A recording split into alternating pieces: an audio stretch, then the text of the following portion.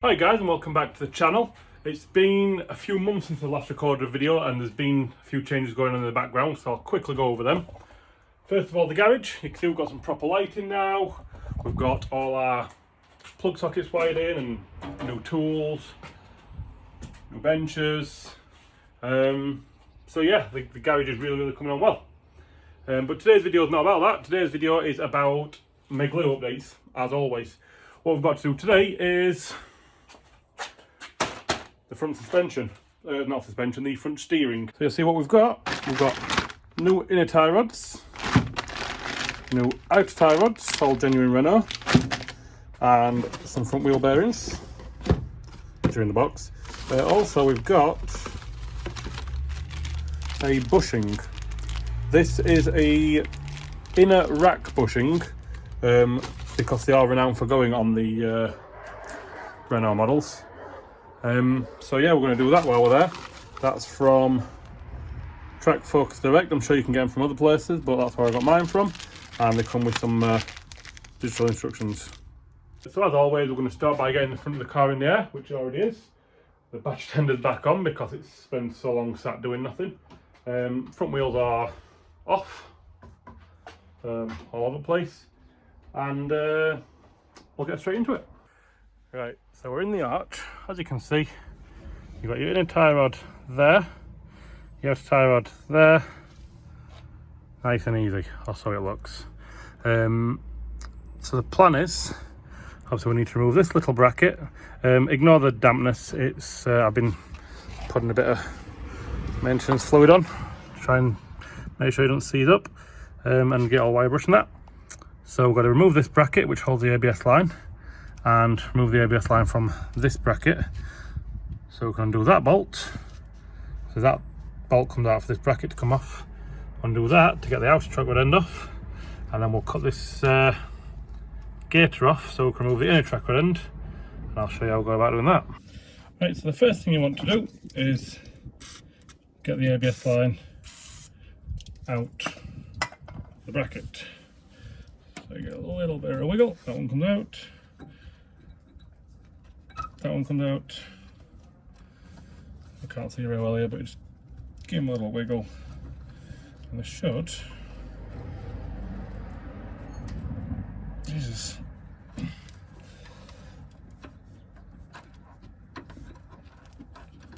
There you go, should come out. Then if you slide it along, that little cut section there, go through there. That's out of the way, just tuck it down, just so you're not going to catch it. You've got a bolt here which goes through the bottom, so you've got a little 10mm. And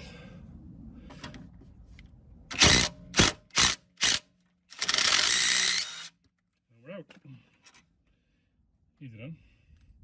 And this bracket should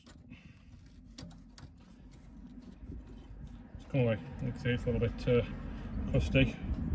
I'll get that little wire wheel and might get a lick of paint. Right, next up we can break it off here or you can leave it on, but I'm going to break it off. That I believe is a 21mm.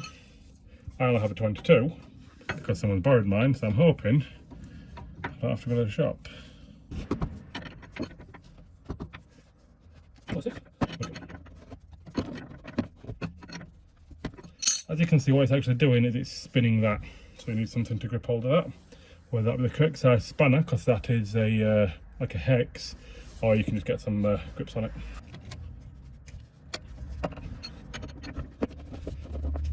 A little bit of a gap there, so that's not tight up against that now.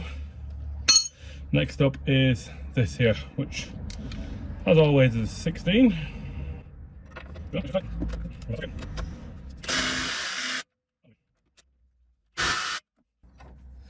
Yes, you shouldn't really step down because it's just a weak link, but it's all we've got.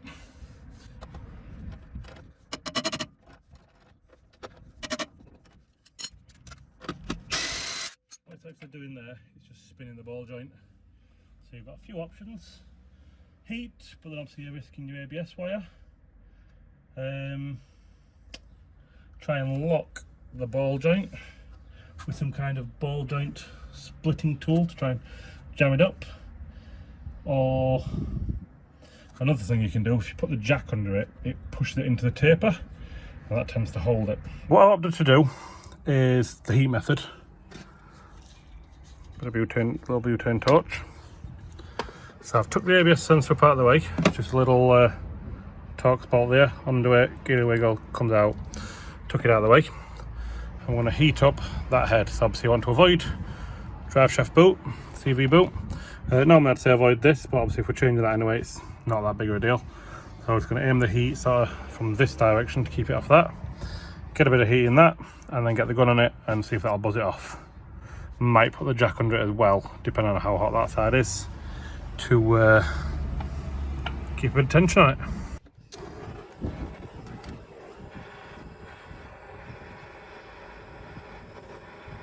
Don't know if you can see there, but the tip of the point, see that light of that darker blue bit in between? The tip of the point is the hottest point of the flame. So I've been taught, so you want to put that on your bolt. On the nut, sorry.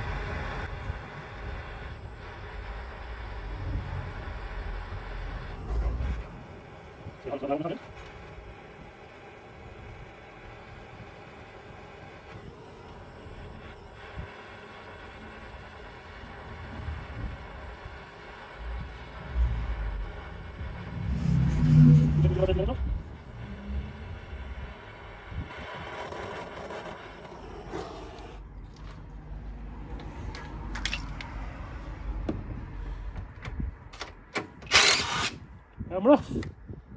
Nice and easy. What you're actually doing is you're getting it hot enough so that it expands and it actually comes away from the threads by literally a few fractions of a millimetre. And that is off. It's probably also very warm. Next up, slow the jack down to get out of the way.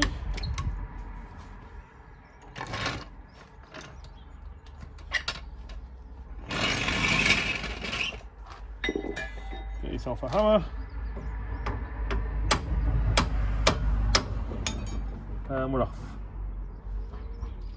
Looking fantastic, feeling warm. See, what you've got on these Clios as well is that is actually a bush which slides onto the end, which the new ones don't have. I'll go and get a new one now and show you. Take that protective cover off. See that? Same side as well. You'll see that's got this bush which sits inside there. So you need to remove that, which we'll have a go at it shortly. Right, so now it's all undone. I've put the grips back on there so we can get the outer tie rod off the inner tie rod. Just help stop it rotating. I don't know what size these are. Smaller than that, which is not ideal. Basically all you want to do is, there we go.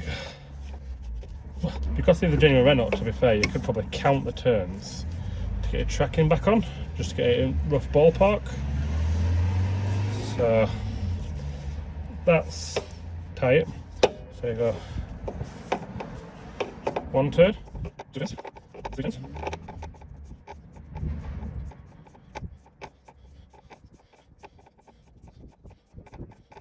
20. We can also do, which is what I'm going to do as well, I'm going to leave that nut on there.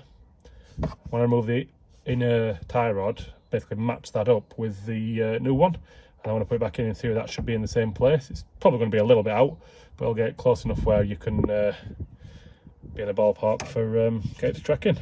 Next up, you're going to struggle to see this. I'll see if I can lower you down. The inner tie rod, which is this here. It shouldn't be that floppy either, by the way. Obviously it's under this gaiter. I don't know if you can just see through the gap, but mine's held on with a Jubilee clip. So somebody's replaced that at some point. The spring clip on this end, which is easy enough, I believe. Right.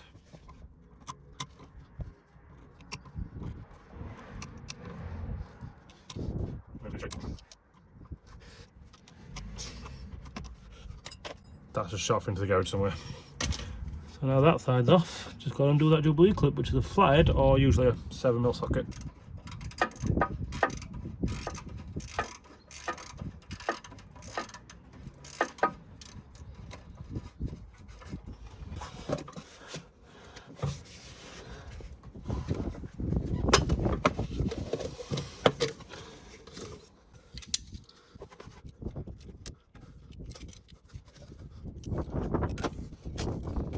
Pull it off. It's just a gaiter, keeps all crap out at the end of the steering rack. As you can see, we've got this steering arm, which is screwed into the end of the steering rack, and this little steering rack stop, which just softens out when you turn, so you're not going clunk every time you get to the rack. But what you've also got, if I take you off this stand, right in there is a bush, which was that little polyamide bush I showed you earlier. We're going to have a go at replacing that as well. Right, so the next problem is obviously getting this off the end of the rack. A lot of people say to just put some grips on it, or pipe grips, I don't know what you call them, proper name. The problem you've got is you're fighting with all this stuff here. That is level with the back. Obviously it needs to go on the 2-inch back. So we have got a special tool. There's your ball joint, and that's how stiff it's supposed to be. Obviously it's quite stiff. What you do is you make your tool up. This is the size you need, 35 to 40 mil for the Clio anyway. You make it up by then you feed it into the arch, onto it, and it goes into there. I can remove that, I can give you a bit of a demo. So that feeds into the end there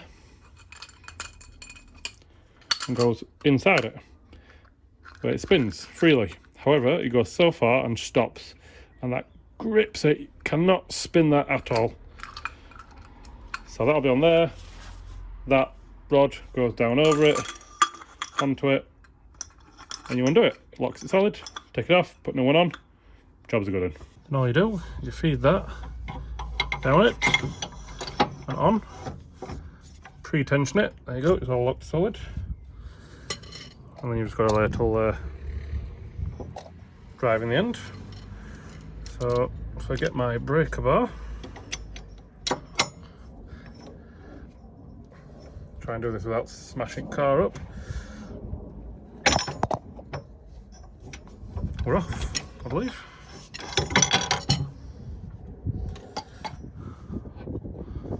There we go.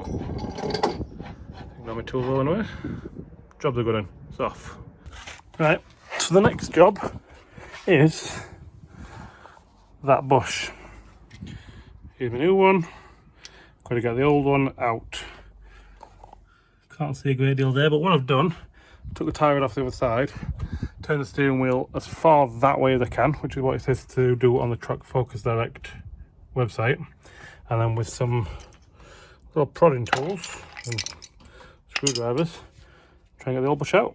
It's out-ish. There you go. Pretty battered. Bit of a pig to get out, but it's out.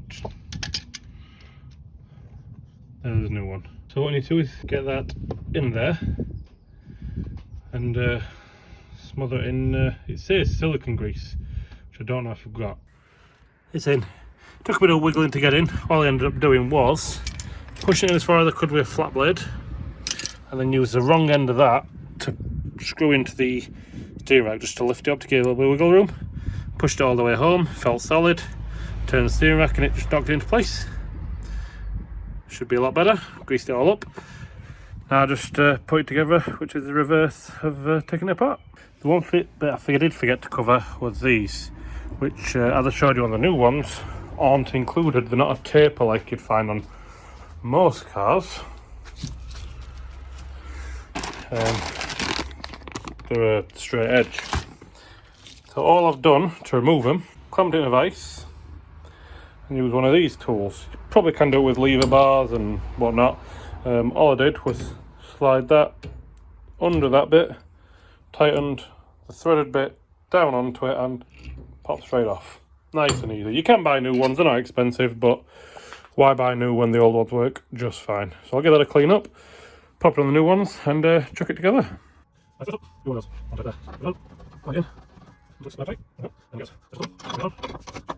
That's tight. Now that wants to be, I believe it's 80 Newton meters. I'll double check and talk that up. It was 80 Newton meters, it's holding up, and yeah. So next step, obviously we want to put the end on. However, if I put that on do have to set my distance, I'll not be able to get the boot on. So what we're going to do is just thread that on until it drops into its groove, which is there. Further up, a little bit further forward. There you go. It's on its groove. We get an old inner tie.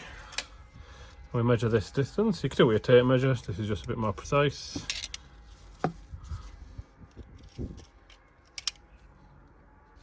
Which is 33, a smidge under 33 mil. So we'll put the new one on, a smidge under 33 mil on there, and the outer tie rod.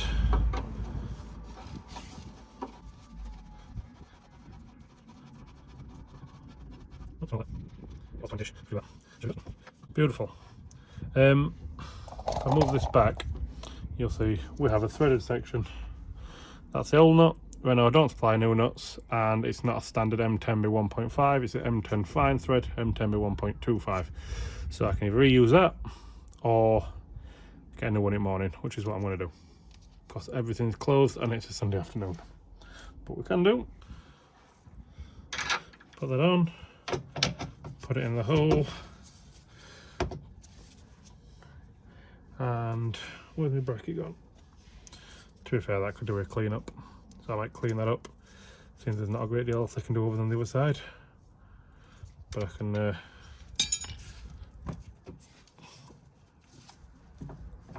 put that on there loosely. Beautiful. So that needs tightening up. It's the long and short of it. Nice easy job. Just need to replicate on the other side, put some new nuts on these, take it to get tracked, and bugger. That could have done with going on the end of the boot there before I put this on. Not a big issue, just spin it all back off, but I'll do that. Put the, where's the other side? This side on the end, on the boot. The side on the boot there. Put it on. You can either do it with a Jubilee clip like the previous owner has, or you can use the proper crush clamps like this one's got, which I shall decide when I put it together. But that's it, nice and easy job. Wheel bearings need doing next. I'll see if I've got time to start stripping them down once I've got the other side done and this back together.